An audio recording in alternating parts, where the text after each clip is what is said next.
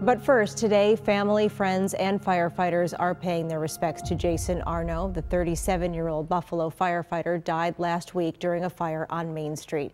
And today, the wake is being held at Amagon Funeral Home until 8 o'clock. Most Buffalo's Dave McKinley is outside the wake with more for us this afternoon. Hello to you, Dave.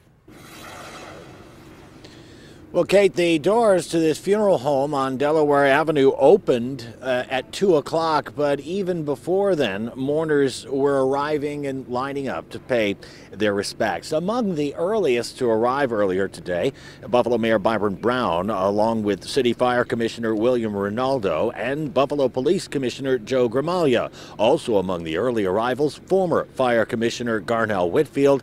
There were also a steady stream of Buffalo firefighters as one rig would pull up so members of that company could pay their respects, and when they were done, another would arrive. We also saw firefighters from well beyond Buffalo at the wake today, which is not a surprise to those involved in the fire service.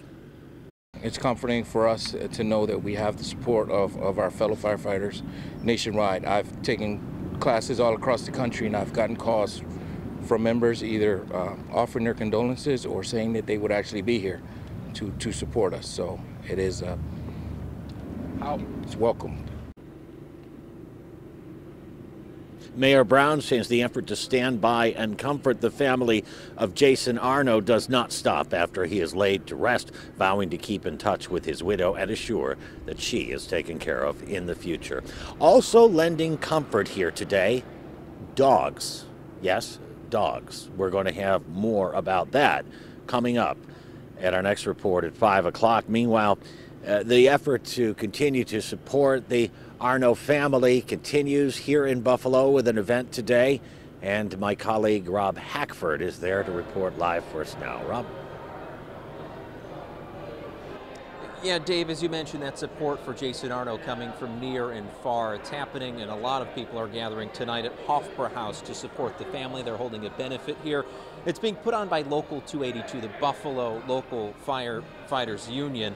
I spoke with one firefighter today from Dayton, Ohio, who made the 6-hour drive to pay his respects and support his fellow firefighters here in Buffalo, who lost one of their own, even how far away they are. He said even though he didn't know Arno, the Fire Service Brotherhood is a time-honored tradition of showing up wherever, whenever. Firefighters from Philadelphia and Toronto are also expected to be in town for tomorrow's procession and tonight, as well as Arno's funeral mass.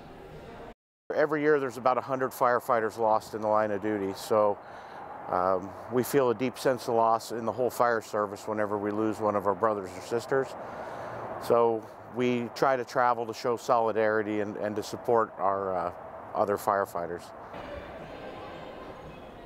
The pews of St. Joseph Cathedral are expected to be filled with first responders for the Mass tomorrow. They've also had to put up extra seating from the wake to the procession to that funeral Mass. They're expecting anywhere between 5,000 to 10,000 people in town to honor Arno. Many of them will be gathered here tonight at Hofbrauhaus for this benefit for the Arno family. Reporting for Most Buffalo, Rob Hackford, Channel 2 News. Thank you, Rob, and to Dave. And so many have wanted to help in some way and give back. And a reminder that we do have a story on our website with a list of the verified fundraisers. You can scan the code on your screen to go straight to that page. You can also find it on WGRZ.com. And tomorrow morning, we will have full coverage of fallen firefighter Jason Arno's funeral starting just before 9 o'clock.